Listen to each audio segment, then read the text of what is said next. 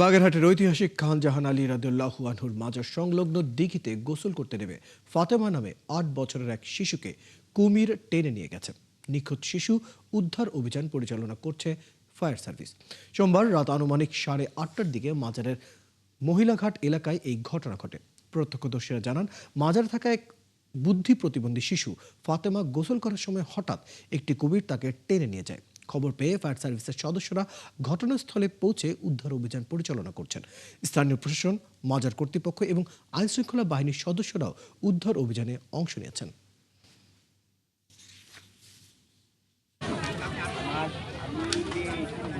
ইতিপূর্বে একটা ঘটনা এখানে ঘটেছিল, একটা জলাতঙ্কগ্রস্ত কুকুরকে কুমির টেনে নিয়ে গিয়েছিল। তার পরবর্তী সময় আমরা জেলা আইন শৃঙ্খলা কমিটির সভাতেও সিদ্ধান্ত নিয়েছিলাম যে এখানে আমরা ঘাটের যে পর্যন্ত ফেন্সিং করে দেওয়া যায়, মানুষ যে পর্যন্ত গোসল করতে নামে।